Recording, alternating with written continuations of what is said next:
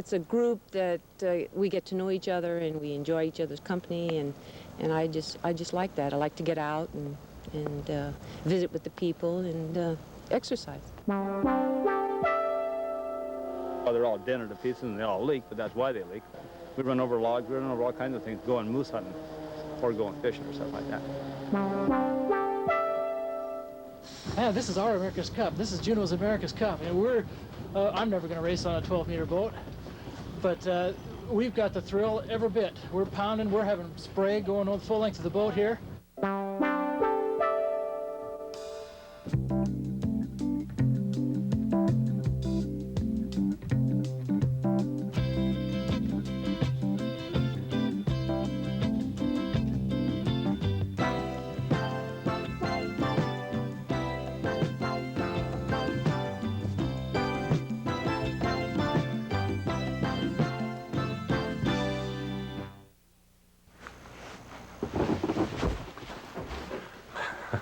Sometimes rushing around is okay, especially if you're rushing to go someplace and have fun. Regardless of the season, there are always groups of people in Southeast who are living fast so they can play hard. Hello, I'm Scott Foster. Welcome to Rain Country, where this week we're going to join up with people who take advantage of our geography, not by looking at it, but by playing in it. Southeast kind of attracts the people that play with all the gusto they can gather.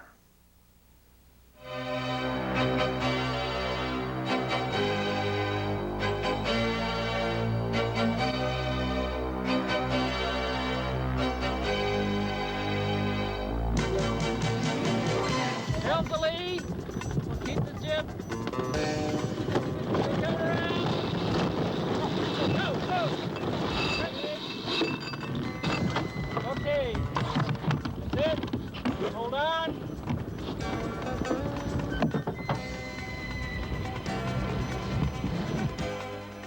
Yeah, this is our America's Cup. This is Juneau's America's Cup. And we're, I'm never going to race on a 12-meter boat, but we've got the thrill every bit. We're pounding, we're having spray going on the full length of the boat here. We're leaping from one wave to another, just like they were doing down in Australia. This is it. It doesn't matter what size the boat is. It's the thrill.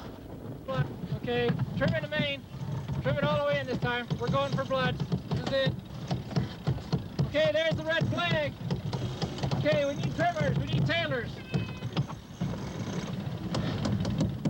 Each spring, sailors gather for Southeast Alaska's longest sailing race, the 200-mile Spirit of Adventure around Admiralty Island sailboat race. The race, usually attracting about a dozen boats, is run in two 100-mile legs. It begins at Mayflower Island, continues down Gastineau Channel to Stevens Passage, along the east side of Admiralty to Yasha Island, and across Chatham Strait to the halfway point at Warm Springs Bay. The second leg heads up Chatham Strait past Angoon to Point Retreat and the finish line off Shelter Island. But lots of water must pass under the keel before these boats reach that finish line. Normally people wouldn't sail in the type of winds we had yesterday. For instance, they would have gone into Taku Harbor once they got past Grand Island and stopped. But the boats kept going, and you learn that you and the boat can do things that you didn't think you could. Boats race into and through the night, with one crew resting while the other sails. Crew fatigue builds up as dawn arrives, but they keep pushing the boats hard. The Around Admiralty race began in 1984 as part of Alaska's Silver Anniversary celebration. It's sponsored by the Juneau Sailing Club. Well, it's one of the few sports, at least that I've participated in, where you've got brute strength going for you. You need that. You also need a pretty smart intelligence and making right decisions tactically. You know, if you can be going as fast as you can have the fastest, strongest crew, but if you're taking a long way around, you're never going to win. So there's a lot of cerebral activity to it.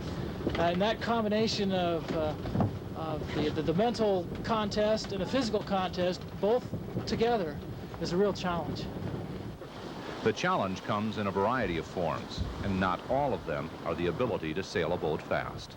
Everyone's had 2, 3, maybe 4 hours sleep since we left Juneau, and I don't think anyone's had more than that. And we've all rested for maybe 6 or 7 hours, but not much sleep. Is this still fun? You bet. We're ready to do the next leg now. Well, you tell me that nobody's eating, nobody's sleeping, and everybody's on the verge of seasickness, but it's also fun. Where does the fun fit in that? We're an hour ahead of the last boat. And we see a big silver trophy at the end. Finally, after more than 16 hours of non-stop sailing, Eagle is the first boat to cross the halfway layover spot at Warm Springs Bay. But because of the handicapping system, the first boat in isn't necessarily in first place. Just getting to this dock has been tough for all the racers. As more boats arrive at the dock, crews finally get a chance to relax and hash over the first leg of the race. Just before Brothers, I starboard tacked him. Starboard tacked, he had a sandwich in his mouth. Trying to eat Yes, I got my sandwich here!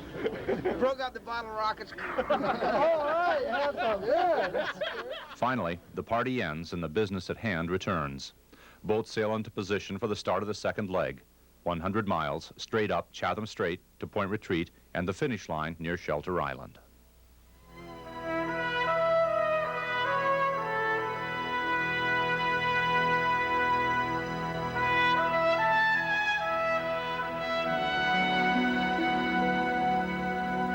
Admiralty Island's a national monument. You know, there's icebergs, there's bears. It's an exciting place to sail around, and it's a long race, and there's a lot of challenges. You know, sometimes there's lots of wind, and sometimes there's no wind, and you put it all together, and it makes the spirit of adventure, and that's the name of the race.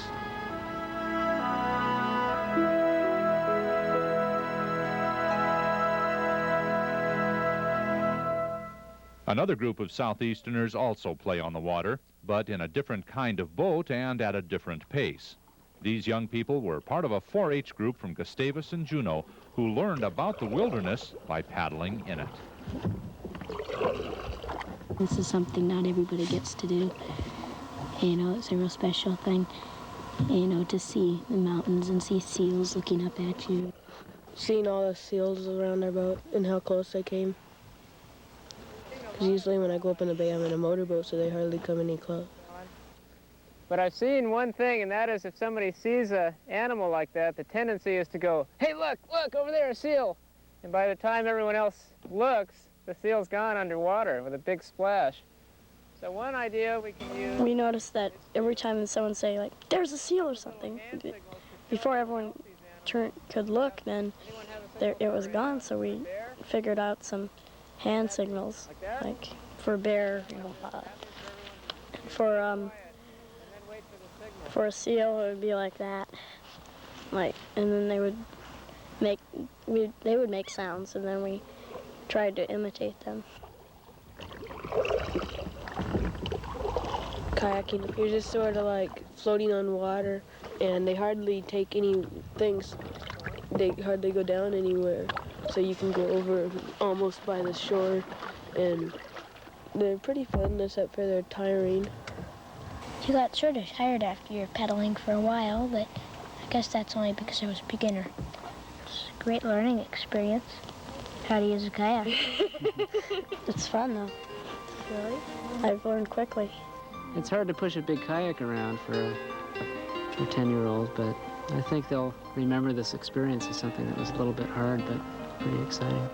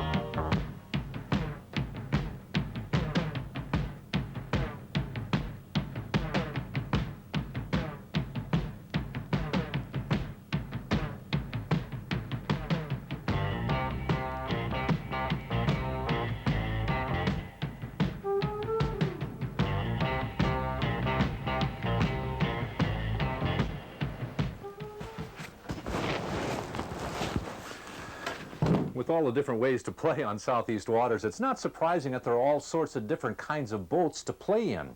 A visit to my basement shows a slight preference for kayaks to go out on the salt water. A friend stores his windsurf board here. Others prefer canoes or skiffs, sailboats or cabin cruisers. And then there's another kind of boat used by those who like to play on another kind of Southeast water, freshwater rivers, like the KTOO near Juneau. Large jet boats are used to get from town to cabin retreats along the KTOO.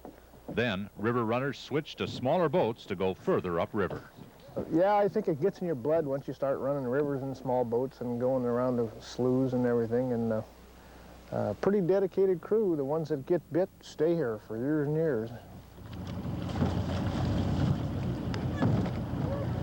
I've been coming up here since I was young, and that's how I learned to, and you just learn to, we used to come up here for months at a time, and you can go up into Canada and see all the mines and just run river, or even go down and go jump the beaver dams and Moose Creek and catch a few trout. We're in Twin Glacier Lake. This is at Seagull Island here. This is where the seagulls come and they can nest and have their eggs, and nothing's going to swim out here and bother their eggs. You know, or they put them in any other place, but on the mink and the martin and stuff like that, we'll be sure and eat them. Here's one of our favorite places up here. Another one of the favorite places. This is where we get our ice for our ice chest. We come down here after we get here and then chop off 300 or 400 pounds and take it back up, and then that'll hold us for 10 days. This is all frozen up when we first get here. And this is frozen until the 1st of June. But where we go over here, we go water skiing and have picnics over here. You go water skiing? Mm-hmm. There's a natural warm spring right over here.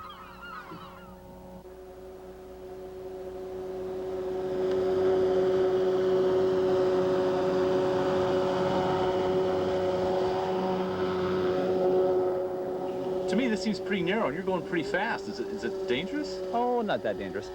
Every now and then we run into the woods. The biggest danger is if there's somebody else up here and they're coming down while we're going up. And you're always thinking about who's around that next corner there. When that beaver dam comes, what? You didn't slow down a bit. What? That's how you get over them. You can't, you just have to go wide open. So you just go wide open, and it doesn't really hurt. They say, well, they're all dented to pieces and they all leak, but that's why they leak. We run over logs, we run over all kinds of things, going moose hunting or going fishing or stuff like that.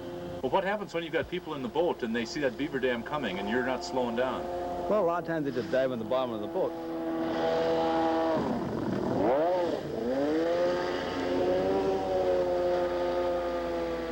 No, this is just where we go fishing. This is probably the most popular fishing creek here.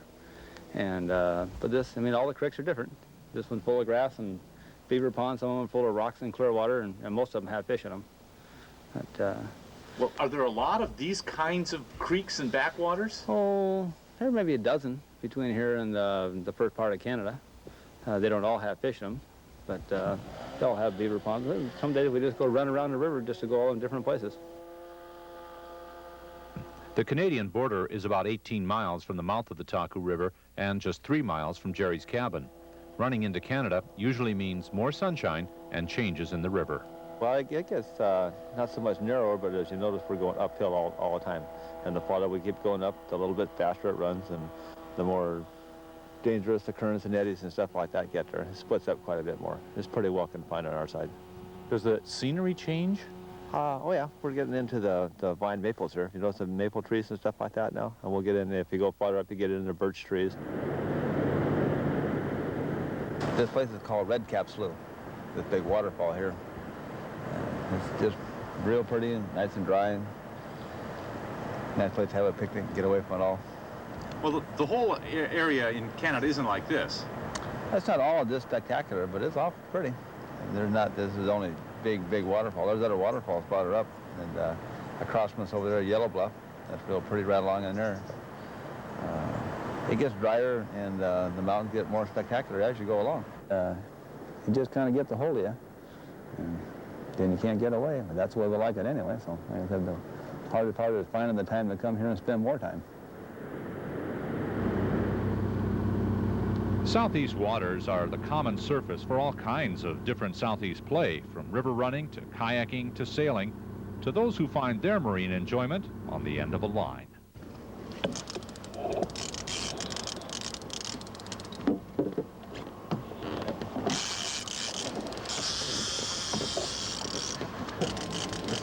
A year ago, I wound up in the hospital. I was real sick, and my partner took over the charter business while I was gone, and I almost didn't survive that hospitalization, so I'm really grateful for the opportunity to be back at it and just to be alive and live one day at a time and pack as much fun into it as possible. And I have that opportunity, and not everybody does, and I just feel really grateful about that, and to the extent that I can share that. Yeah, we take a lot of people out who have never caught salmon before, and many times people have said, this has been the most fun day in years, or this is the greatest day I've ever had, and that is a real sense of satisfaction to be able to provide that to people. There's a real thrill to catching salmon, and I still have that thrill every time I cook a fish, whether it be a 5-pounder or a 25-pounder, and I know what it's like. And so to be able to provide that thrill to others, especially for the first time, and see other people get hooked on salmon fishing, there's a sense of satisfaction to that. Oh boy, that is fun, isn't it?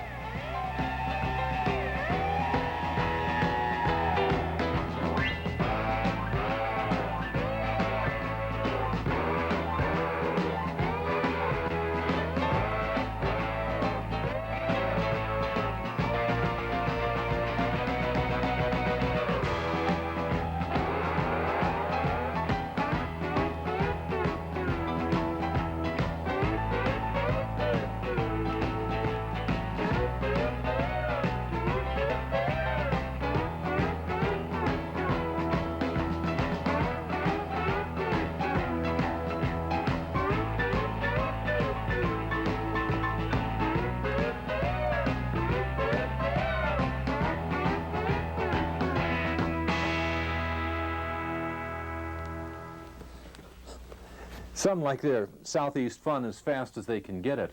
Others prefer a more leisurely pace, like that found along any of the many local hiking trails. Mount Roberts is just one of Juneau's trails that attracts those who find their fun by following their feet.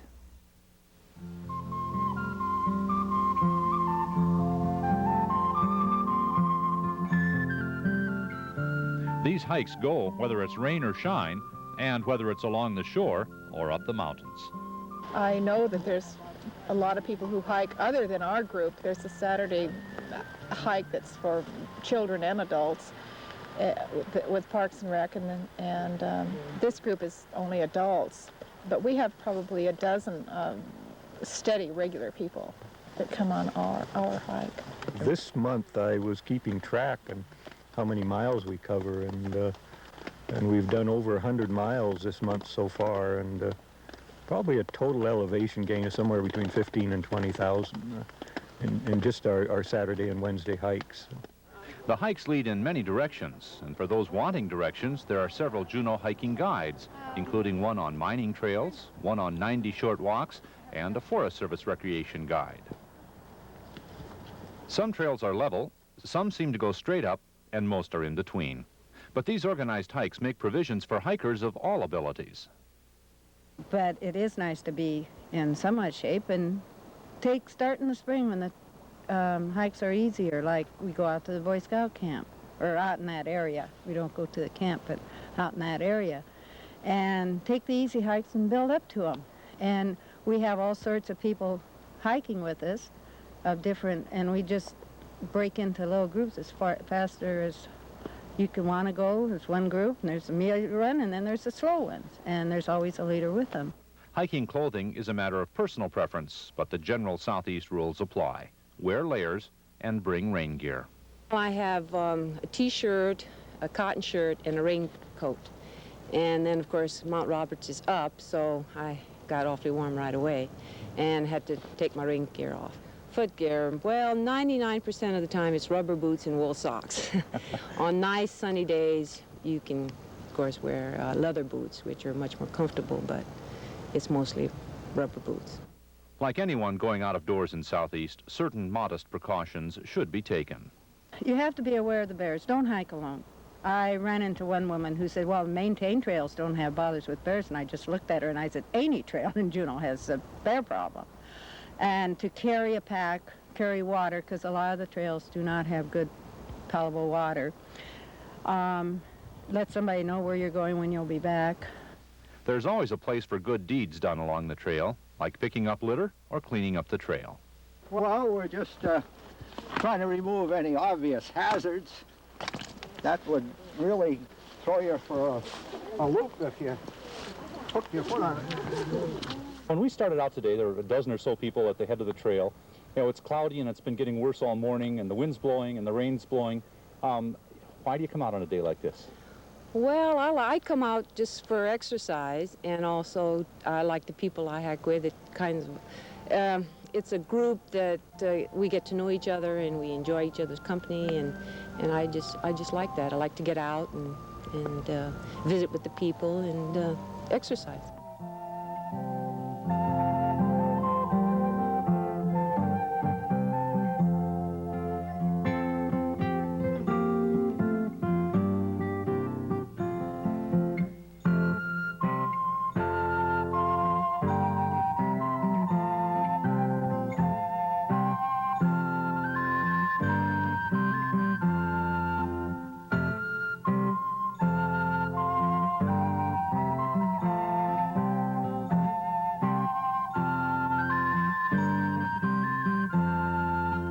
A different kind of trail that starts in Skagway calls for a different kind of pace.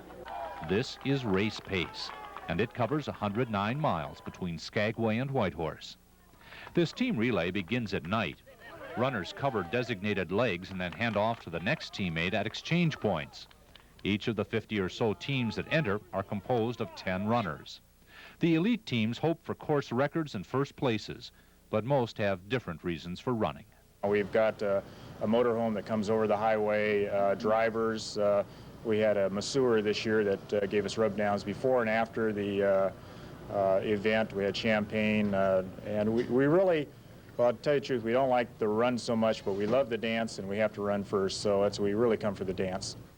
If you read running magazines and keep up on running news, you know that relay races are very popular because it's an opportunity for people to get together and run together. And not everyone's competing against each other, because you're not competing against the people on your team, you're working with them. But regardless of the race's team approach, when the run is on, there's only one individual on a team at a time doing all the work, especially on these long hills. You can almost imagine that you really, tricked yourself that it was flat because it was just nice and long and gradual. But it was tough. I'm not a hot runner, so it was hard for me. I'll probably run an easy pace and maybe pick it up at the end. Okay, she's coming. Here they come. Okay. It was great to see him there, but I didn't have quite the burst I thought I would have. As soon as you cross that finish line, you just... Oh, it was great. It just was so great. All right, good run. Oh, thanks. Oh, heaven. I'm in heaven. Good. Oh. About the time one team member is experiencing the heavenly feeling of completing their leg, the teammate who took over is staring down a long highway yet to be run. This process of team member handing off to the next continues until there is only the 10th runner from the team on the road into Whitehorse.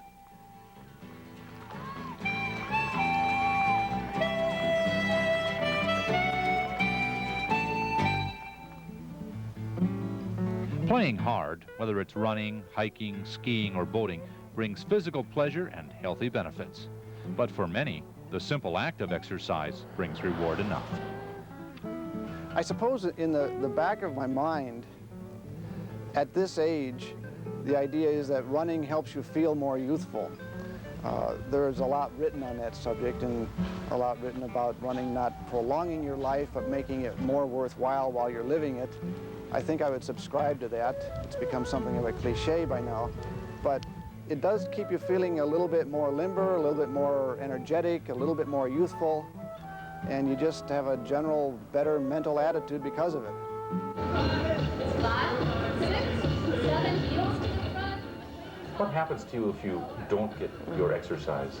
I'm a lot harder person to get along with. I'm irritable, and I find myself not dealing with a lot of the stresses and unexpected things that happen in my day. I just don't feel like I deal with them as professionally and humanly as I do when I get my exercise.